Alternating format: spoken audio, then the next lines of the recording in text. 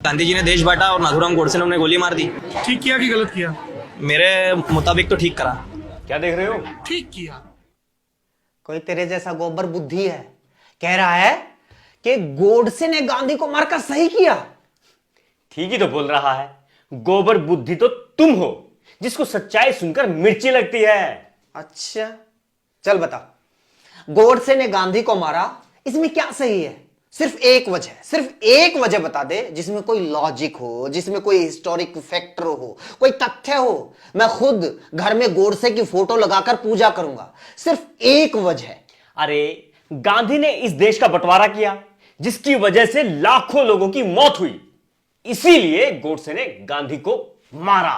अबे कुछ भी बोलने से पहले अपने अब्बाजान जिन्ना और सावरकर का तो ख्याल कर लिया करो, जिन्होंने सारी जिंदगी लगा दी टू नेशन थ्योरी में। उनकी आत्मा चिंगाड़े मार मार कर रोती होगी जब तुम लोग बंटवारे का क्रेडिट उनसे छीनकर गांधी को दे देते हो। जब तुम लोग अंग्रेजों की फूट डालो राज करो की नीति से सारा ब्लेम हटाकर गांधी के माथे पर चिपका देते हो, तो अंग्रेजों का तो दिल करता होगा तुम्हारे जैसी नाजायज औलादों को छाती से लगाकर चूम ले।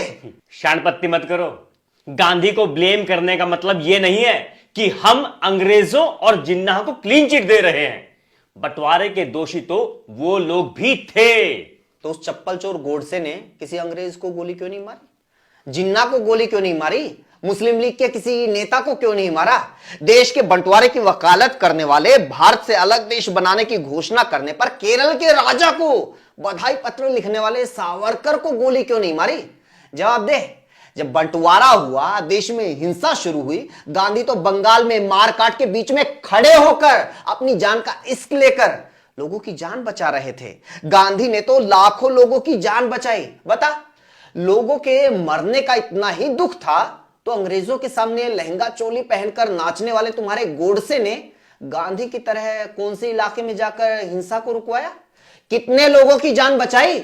अबे देश के बंटवारे का नाम लेकर उस आतंकवादी को जस्टिफाई करना बंद करो। सच्चाई यह है कि अंग्रेजों के दरबार में मुजरा करने वालों ने गांधी पर तब जानलेवा हमले करने शुरू कर दिए थे जब ना बंटवारे का कोई जिक्र था और ना ही पाकिस्तान बनने की कोई मांग उठ रही थी। सबसे पहले गांधी पर जानलेवा हमला जून 1934 में हुआ, जब वो अछूत उद्धार आंदोलन चला रहे थे।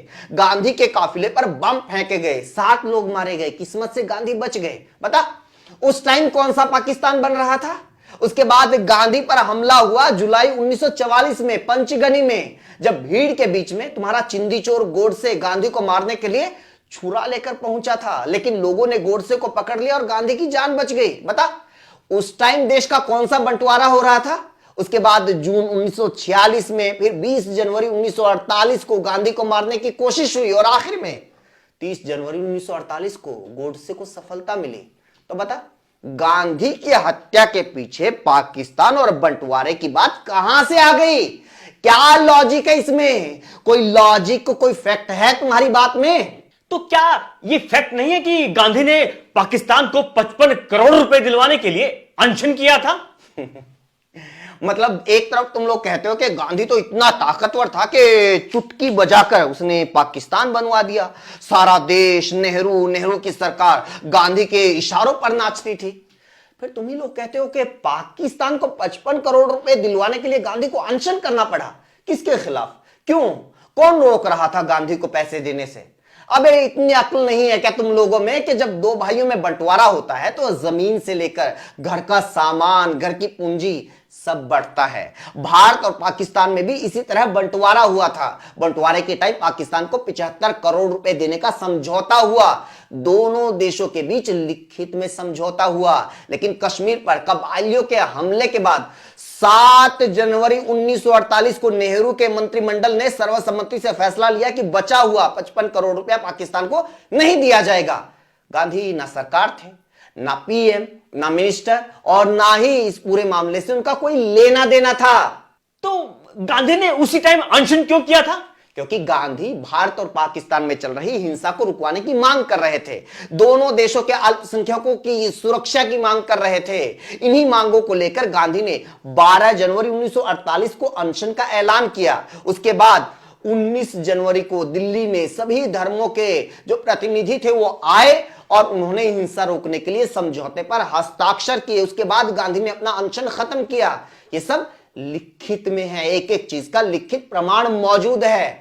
अगर पाकिस्तान को पैसे दिलवाने के लिए ये अनशन होता तो ये 19 तारीख तक नहीं चलता, ये तो 15 जनवरी को ही खत्म हो जाता, क्योंकि 15 जनवरी को ही भारत सरकार ने अपने फैसले को बदलते हुए पाकिस्तान को 55 करोड़ रुपए देने का फैसला कर लिया था। वही तो, ये फैसला क्यों हुआ? गांधी के ही दबाव में ना। अबे नहीं, क्योंकि भारत सरकार को एहसास हो गया था कि ये पैसा तो पाकिस्तान को मिलना ही है, क्योंकि ये दो देशों के बीच का समझौता था, भारत का पहला अंतरराष्ट्रीय करार था। अगर भारत अपने पहले ही करार से मुकर जाता तो पूरी दुनिया में एक नए नए आजाद हुए भारत की क्या छवि बनती, बाकी देश हम पर कैसे भरोसा करते। अगर पाकिस्तान इंटरनेशनल कोर्ट में चला जाता तो भारत को सोचो कितना शर्मिंदा होना पड़ता। ये बात हमारी सरकार को समझ में आ गई थी और उसने समझौते के पैसे देने का फैसला किया था। बता, इसमें गांधी बीच में कहां से आ गए? कोई एक लॉजिक, कोई एक फैक्ट बता ना। गोडसे ने गांधी को क्यों मारा, कैसे वो सही था? अच्छा, अब इस बात से भी इनकार मत कर देना कि गांधी पूर्वी पाकिस्तान और पश्चिमी पाकिस्तान यानी आज के पाकिस्तान और बांग्लादेश को जोड़ने के लिए भारत के बीचों बीच एक सड़क निकलवाना चाहते थे। दिखाओ वो डॉक्यूमेंट, वो कागज, गांधी का कोई लेटर, गांधी का कोई बयान। गांधी का छोड़, पाकिस्तान ने कभी ऑफिशियली ऐसी कोई मांग रखी हो, पाकिस्तान सरकार ने ऐसा कोई प्रपोजल दिया हो, भारत को भेजा हो, ये सारी चीजें तो कागजों में होंगी ना। दिखा। सच्चाई यह है कि भारत के बीचों बीच इस सड़क की बात पहली बार 22 मई 1947 को जिन्ना ने कही थी, वो भी एक न्यूज एजेंसी रॉयटर्स के पत्रकार के सवाल के जवाब में। लेकिन जिन्ना ने भी कभी कांग्रेस के नेताओं के साथ या किसी आधिकारिक बैठक में ये बात नहीं कही। इसके बाद जून 1947 में अंग्रेजों ने कहा था कि भारतीयों को बड़ा दिल दिखाकर पाकिस्तान को गलियारा देना चाहिए। तभी कांग्रेस की तरफ से राजगोपालाचारी ने इस मांग को सिरे से खारिज कर दिया था। उसके बाद नेहरू ने इस बात को सिरे से नकार दिया था। गांधी के साथ तो इसके बारे में कभी किसी की बात ही नहीं हुई। गांधी ने तो कभी इसके बारे में कुछ बोला ही नहीं। गांधी छोड़ो, पाकिस्तान या जिन्ना ने कभी ऑफिशियली इसके बारे में कुछ नहीं बोला, गलियारे की मांग नहीं की। तो गलियारा देने की बात कहां से आ गई? कभी बंटवारा, कभी 55 करोड़, कभी गलियारा, झूठ पे झूठ, झूठ पे झूठ। सुरमा लिपस्टिक लगाकर लड़कों को गंदे इशारे करने वाले एक देशद्रोही गोडसे का बचाव करने के लिए कितने झूठ बोलोगे? मतलब गांधी को मारने की कोई वजह नहीं थी, वैसे ही गोडसे का मूड हुआ, पिस्तौल उठाई और गांधी को मार दिया। थी वजह। गोडसे ने गांधी को इसलिए मारा क्योंकि गांधी ने गोडसे के माई बाप अंग्रेजों को इस देश से भगाया। गोडसे ने गांधी को इसलिए मारा क्योंकि गांधी ने गोडसे के मुंह बोले शोहर जिन्ना के बजाय पंडित नेहरू को देश का प्रधानमंत्री बनाया। गोडसे ने गांधी को इसलिए मारा क्योंकि गोडसे जैसे लोग इसके अलावा कुछ और कर ही नहीं सकते। गोडसे सिर्फ गांधी को नहीं, नेहरू से लेकर सरदार पटेल और सुभाष चंद्र बोस सबका वध करना चाहता था। वो बाकायदा अपनी मैगजीन अग्रणी में पोस्टर छापकर सावरकर और श्यामा प्रसाद मुखर्जी के हाथों क्रांतिकारियों का वध करवाने की तस्वीरें छापता था। गोडसे ने गांधी को मारा क्योंकि हर दौर में गोडसे जैसे नपुंसक पैदा होते हैं, जिनके पास ना कोई विचार होता, ना कोई तर्क होता, ना कोई तथ्य और ना कोई योग्यता। उनके पास सिर्फ एक हथियार होता है। उस हथियार को भी वो लोग किसी ताकतवर पर नहीं चलाएंगे।